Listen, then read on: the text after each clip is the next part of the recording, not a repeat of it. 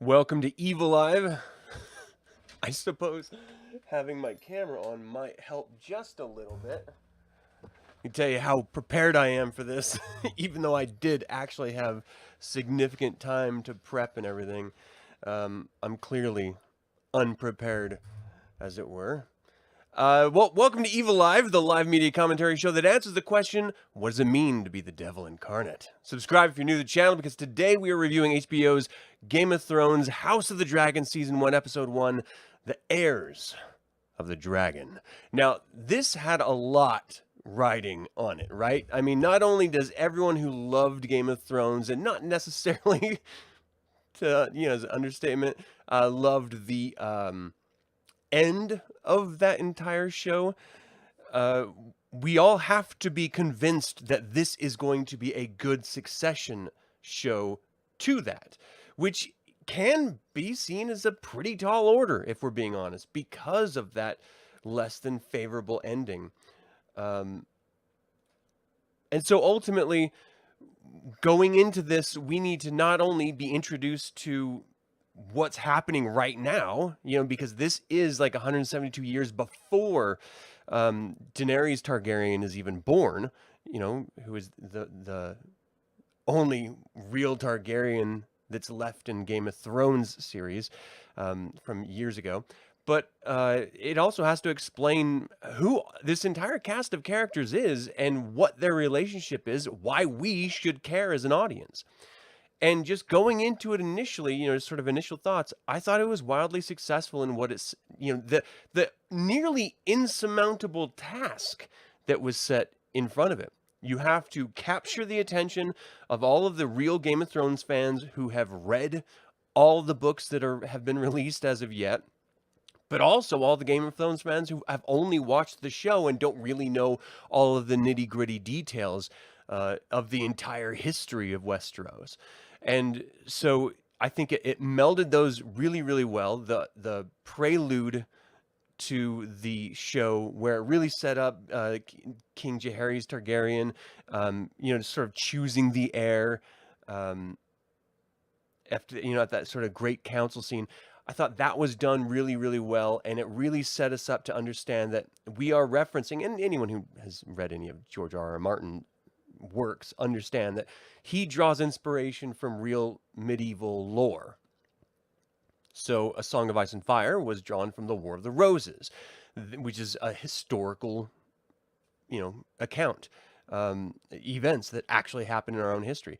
The behaviors of the characters, the brutality of this world echoes our own medieval histories.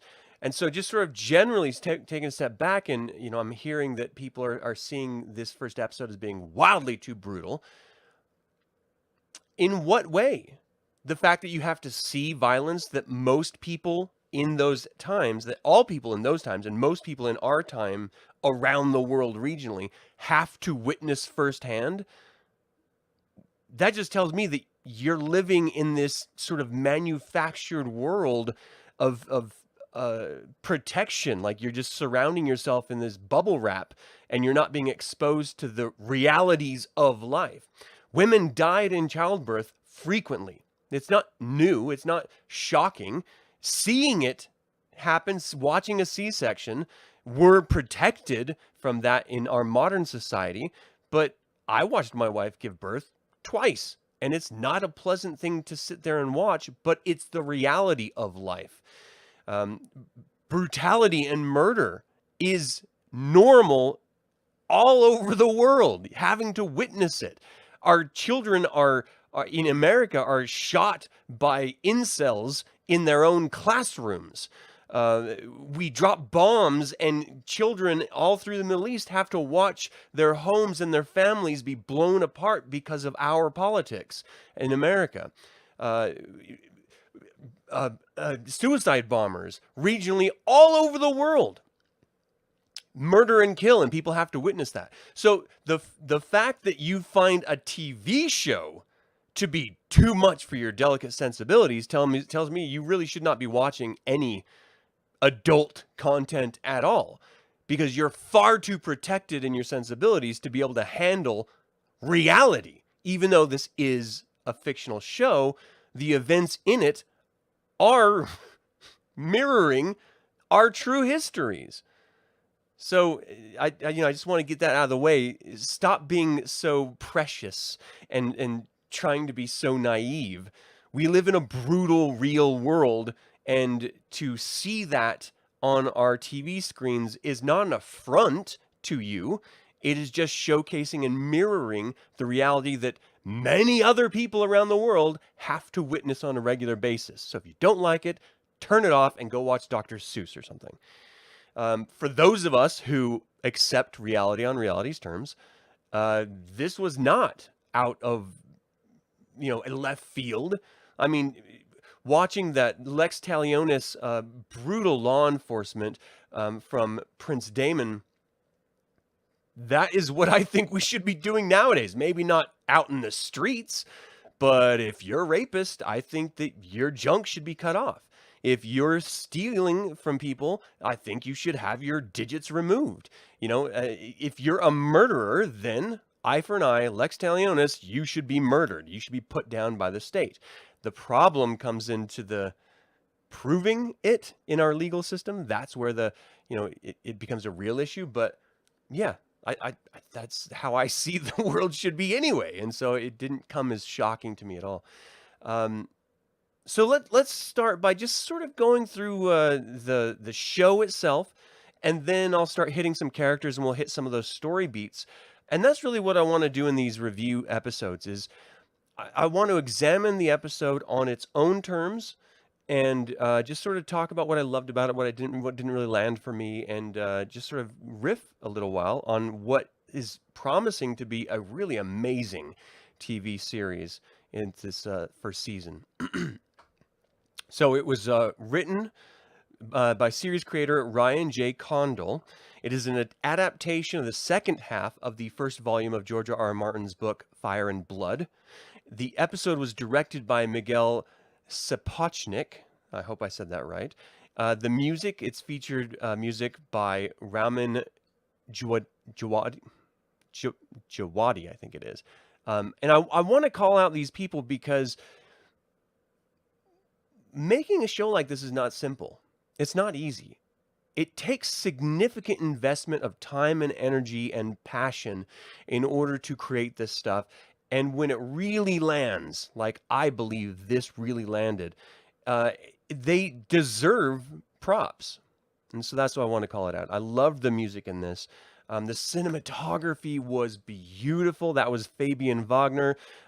It was aired on August 21, which was just yesterday. And moving forward, these episode reviews that I'm going to be providing with Evilive, they are going to be on the Monday following, the next day. So, What We Do in the Shadows episode reviews are going to be the next Sunday that I can get together with my friend who, we just talk about this stuff together anyway. But when it comes to this and Rings of Power, we're going to try to do it as soon after as it drops as possible. And it just happens to be Monday for me right now. Okay, so let's go through some of this because we opened with this amazing dragon sequence of just flying through the clouds and then coming through King's Landing into the city. The young Rhaenyra Targaryen, this is very shallow of me to say and sort of shitty. I had a problem visually with her whenever I saw promo materials. I just didn't really like how she looked. I don't like the super bleach blonde hair with tanned face. It just looks weird to me. But actually watching her act totally took all of those concerns I had about her aesthetic appearance away. And I just bought into the character. I think she's a brilliant actress who is doing a wonderful job with this role. And I'm really, really looking forward to it. So any of those sort of reservations that I had just flew right out the window as soon as I saw her start to actually act on screen. It was just wonderful. And I love the character, who is set in this world of, this is a patriarchy. Pardon me. Men run the world, for worse, in nearly every case. What we're actually exposed to is an era of Targaryen rule, which is not the Mad King, that was set up with the Game of Thrones and the Baratheon sort of overthrowing the Mad King. I mean, we're actually seeing an era where Targaryens, King Viserys, is great. He loves his family. He wants to protect the kingdom, and he's doing a pretty damn good job of it thus far, even though there are some, things around the edges that we know are going to be coming in throughout the rest of the season as issues. But he is a wonderful father by all accounts that we can tell. He's a wonderful king by all accounts that we can tell. He just has this concern about who is going to be the heir, and he wants to sort of settle that. And quite frankly, women cannot rule in this time, or did not historically. And so he never even considers his daughter until he has no other options at the very end of the episode. And I really like that because he has all of his hopes riding on his pregnant wife and what he is convinced is a son in her womb. And we get this really wonderful exposure of Queen Aemma Arryn, his wife, being pregnant and telling Rhaenyra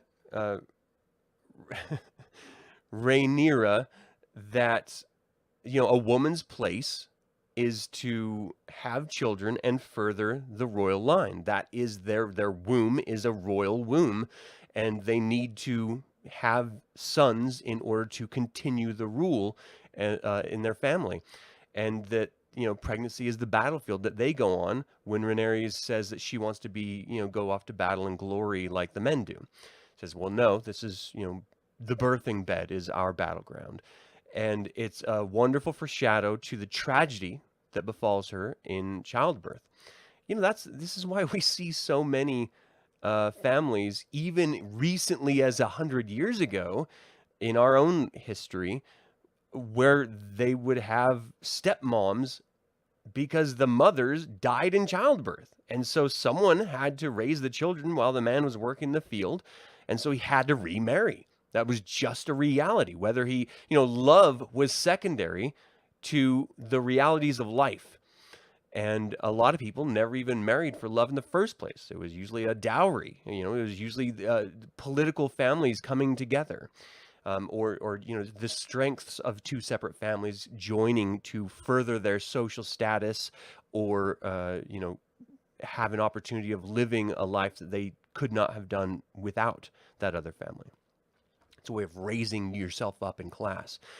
So Rhaenyra, I have to say this right because so many of the names sound similar, or they sound like, abbreviated versions of the other characters and stuff. So I want to make sure that we're all 100% on who we're talking about. She's just convinced that she's not going to be able to live the life that she wants to live, which is a little bit disappointing, but she does get to ride dragons. She is a princess, so you can't really feel sorry for her. Her job is to be the cupbearer during the council meetings, which is just filling up, the king and his retinue's cups with wine. I mean, how difficult is that as a job? So I don't really feel sorry for her at all, especially when we see where it's going to be going. But I do connect with her as a character. I think she was just written really well. Of course, George R.R. Martin does a wonderful job, but also the showrunners, when they have to sort of adapt those novels, I think they did a great job of bringing the character to life on screen.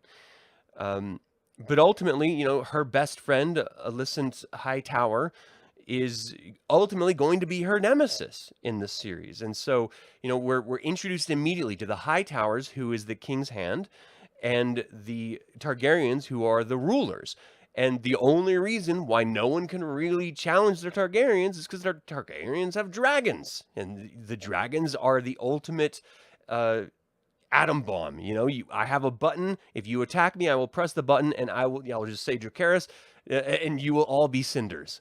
And so you can't really fight that. I mean, ultimately, Baratheon, they did, and they won, but it wasn't just the Baratheons that did it. Of course, the entire realms came together and fought the Mad King. But ultimately, at this time, things are going pretty well, and crime in Old Town is becoming an issue. And so rather than have Prince Daemon Targaryen running around sort of just brooding that he wasn't chosen as hand, they have him as the captain of the city watch, and it's his job to go clean up the city. And what we discover early on in this episode is that Prince Daemon and Princess Rhaenyra have a wonderful relationship and love each other. You know, it's her uncle.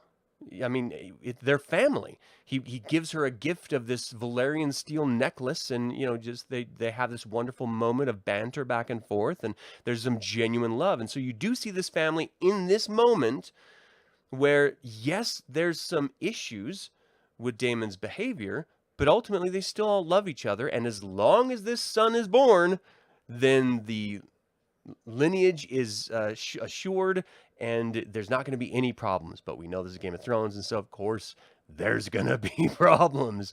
But you know, just to showcase Prince Daemon's wild aggressive tactics, you know, he takes Lex Talionis and law into his own hands, and he goes out and he just murders the murderers, he castrates the rapists, and he removes the hands from the thieves.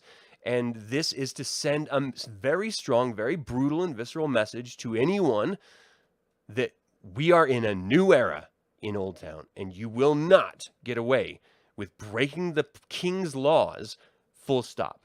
And we see it as brutal, but the truth is in those era and regionally around our world right now, that stuff still happens. And so it's just a tradition of the human experience in these very visceral and brutal places on our earth and in our history, reimagined on screen. And so I don't think it's over the line or over the top by any stretch of the imagination. But, you know, he does it without the king's consent, without asking if, you know, he could carry these out on these executions out or punishments out on his own. And when it comes back to the council, the Hand is really upset about it. And we then learn that Prince Daemon and Otto Hightower, who is the Hand of the King, don't like each other at all. And Otto Hightower is going to do everything he can to make sure that Daemon never becomes king. And so he's sort of whispering in the king's ear, you know, like, we have to do something to sort of tame this aberrant behavior. But ultimately, it's the king's brother. They gave him that role so that he would be occupied and not, you know, brood and go after the Hand of the King. But also, so he would do the job that he's doing. And it will ultimately be successful, albeit brutal. And so the king just sort of like sweeps it on the ground. He's like, look, he's just doing his job, and we're going to let him, you know, continue going on. And this one act should really be the culmination of it. You know, we get to see Alicent Hightower and Rhaenyra Targaryen sort of connect with each other in this really wonderful way of just being these basically best friends at this time, which is ostensibly the calm before the storm, as it were. And then, you know, it's sort of just Alicent Hightower, Otto's daughter, you know, her mother is dead. And so when we have this tragedy later on, she is going to go and try to comfort the king, basically being whored off by her dad, again, for political power. And again, I hate this action, but it is something that did normally happen. You would, you know, you would have to sell off your daughters in order to get social connections or to raise your social status. That's what, you know, that's what dowries are. You're literally selling, you're convincing people to buy your daughter by paying them. Like, here, take her, please. Here's all that she comes with. And he does that at the end to the king, which I don't know where that's going to go, because I haven't read the book that this is sourced from. But it doesn't look good, and I don't like the idea of a little girl going in to try to comfort an old man at all. I believe in freedom of autonomy of consenting adults only, you know, as when it comes to, well, everything in life generally. Consenting adults only. Children cannot consent. Animals cannot consent. It's only between adults, and they must consent. But that's not really this world, you know. That's what's so fascinating and frustrating and upsetting about it, is it heralds back to our own embarrassing histories. So, you know, we get the King Viserys, who is actually suffering from some wounds in his back, and he ends up cutting his finger as well on the Iron Throne, and that's seen as a weakness. And so Prince Daemon is sitting here telling his brother, the king, like, look, you are seen as weak because you're wounded by the chair that you're supposed to be sitting and ruling upon. You know, the people around you are not really acting in your best interest, and you don't even see it because they don't respect you because you're weak. And this creates this rift between King Viserys and Prince Daemon. And that rift is exacerbated after some events that we might as well just get into now, where the king starts a tournament in order to celebrate the birth of his son that he's convinced he's going to be having. And the birth is so imminent that he figures that, you know, this multi-day tournament will be long enough for the son to be born, and then everyone will rejoice, and it'll be a, you know, a great celebration. Again, he's going into this with the best of intentions. And we see the tournament itself, which is very exciting. You know, they have some really interesting camera angles, like they used GoPros and first-person perspectives, and you know, the camera work was really really action-oriented. I thought the editing was great, and it was brutal. You know, people died. People were brutally murdered in these, and it wasn't always that way. It didn't have to end that way, but if you did not give up, then you fought to the death. And so, you know, you see these tournaments as ways of settling scores. You see these tournaments as ways of making political points and garnering political interest through different groups and, of course, your champions that are out on the battlefield. We actually see Prince Daemon being bested by a gentleman from Dorne, which was really fascinating. That he, you know, it puts Prince Daemon in a position where he is not infallible. He is not a superhero. You know, he is a Targaryen, but Targaryens are just people too. They just have dragons to back their actions, and normal people don't. I do really have to say Matt Smith as Prince Daemon did a great job in making me hate him. So that's a point of a good actor to really embody the role. But I hate the way he looks. I hate his face. I'm such a shallow idiot. I know. But I really don't like this guy's face, Matt Smith. I know people are all connected to Doctor Who or whatever, but I don't care about any of that. That doesn't mean shit to me. He looks like an asshole, which makes sense because the character is an asshole, and so it works. But he bugs me. He bugs the shit out of me, and I cannot help it. Every time I see him, I just want to smack his fucked up face. And again, the character that he's portraying just feeds into that, and so. Congratulations, you did a great job, Matt Smith. So the King Viserys ends up going to witness the birth of his son because the birthing process is coming down. The maesters are like, look, we have a problem. Your wife is not going to make it out of this birth. You have to make a decision. You are going to try to save the baby, or you're going to lose them both.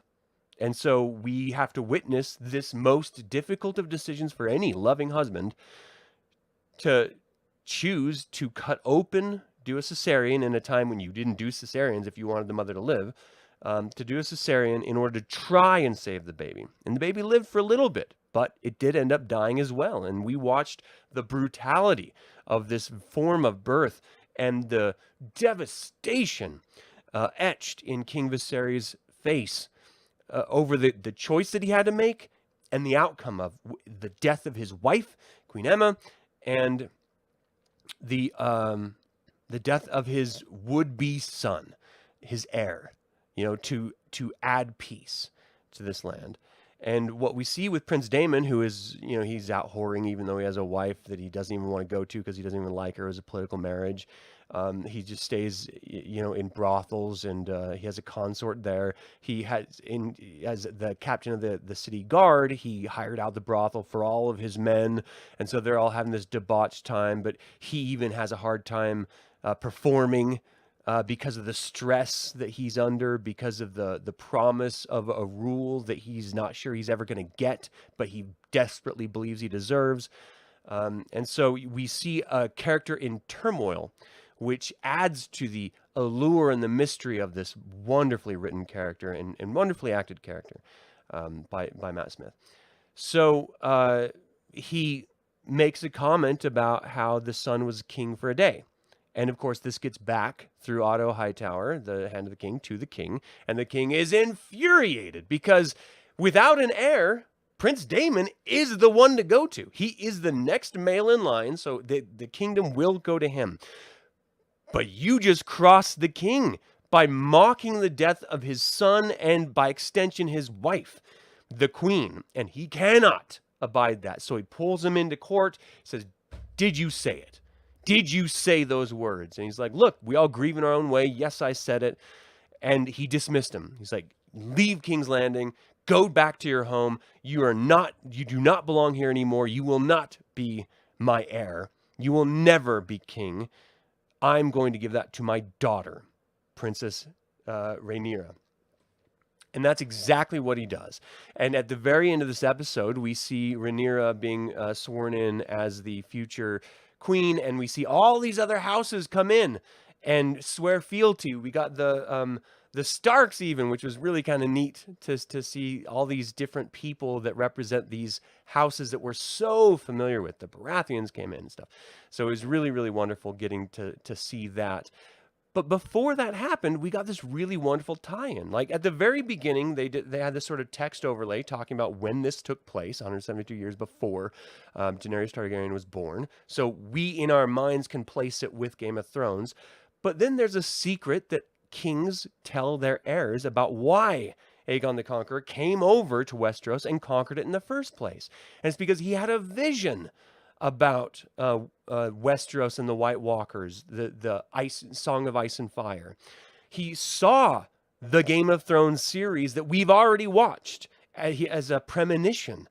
And so he came over to conquer Westeros, to rule it with all best intentions, in order to stop this White Walker threat that he didn't know when was going to come.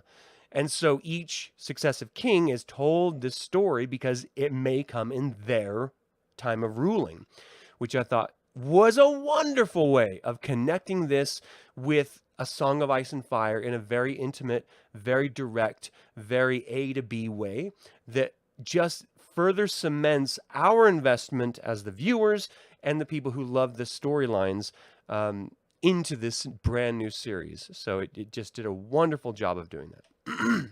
Okay. So some of the things to look out for. Clearly, the loving relationship between Prince Daemon and now future Queen Rhaenyra, that's going to be the biggest point of contention. But we're also going to have the point of contention between Alicent Hightower and Rhaenyra Targaryen, because she is going to be continually trying to get the throne for her Hightower family, who have been around in Old Town for much longer than the Targaryens ever were in Westeros, and so they feel like they should be ruling. They're the ones that should have the kingship, in their family. And so we see it's going to be an internal civil war between the Targaryens, but also the Hightowers are going to be stoking that flame, trying to gain access on their own. And it's going to go over into the Valerians as well, who are ultimately going to be vying for it. So we are going to get this genuine Game of Thrones style feel of different families vying for power, vying for the throne, and doing their best to make sure these other houses fall. Again, we know that the Targaryens will be in power until the Mad King, but it's really about how do they maintain that power dynamic through this civil war that they're going to be experiencing. And that's what this series is going to be focusing on, House of the Dragon. Literally, Targaryen is House of the Dragon. All right, so some other things to look forward to that I thought was really, really interesting is they start out at the very beginning where there's this threat of this triarchy, which is an alliance of the free cities of Essos in order to control trade through this region called the Stepstones. And it's brought up as a genuine concern for supply routes all around Westeros that's going to affect the political discourse in King's Landing and for House Targaryen. So this is something that we're probably going to be cutting to. The original Game of Thrones series was very much jumping from different political areas in showcasing different political machinations. I think this is the setup for that to occur again, which I'm very excited about, because I think we'd probably get a little bored if it was just King's Landing and Targaryens. And then you also have Oh, let's see. What else was there? Was that the only one? I thought there was another one. I'm sort of looking at my notes really quick. I guess just between the Hightowers and the Targaryens, and then the sort of the scorned feelings between the Valerian family as well. I loved this episode. I thought it was everything that I needed to get invested. It was everything to give me the story of what was going to unfold and to really get me hooked. I'm a nut job for classic high fantasy, and so seeing these dragons and how beautiful they look with the digital rendering, I'm really excited to see where this show goes and how vile we see humanity expressing themselves in the best of ways with the drama to unfold, because ultimately that's why we love this stupid series. You know, that's why we love George R. R. Martin's Game of Thrones Song of Ice and Fire series, is because it is the worst of us unfolding before our eyes. You know, it's like a train wreck. We can't look away. We want to keep watching, and I absolutely adore it. And you know that they learned their lessons from Game of Thrones, and so this is just going to be better. It's just going to be everything that we loved about that, but better, probably much more focused, and the entirety of the story is already written. So we don't have to wait for George R. R. Martin to finish a new book to find out if the ending we got was accurate or not. The ending already exists historically. So I'm really, really looking forward to that. So, you know, sort of my favorite parts of this was obviously seeing the dragons, but also seeing the dynamic between House Targaryen. I thought it was brilliant because, again, we're introduced to it where King Viserys is a loving king and a caring husband and a caring father. And I love that we don't just jump into a horrible situation of a crazy mad person. We actually get to settle in, feeling good and comfortable, and then suddenly the tragedy unfolds, and it affects you that much more because you're eased in with someone who is actually relatable and caring.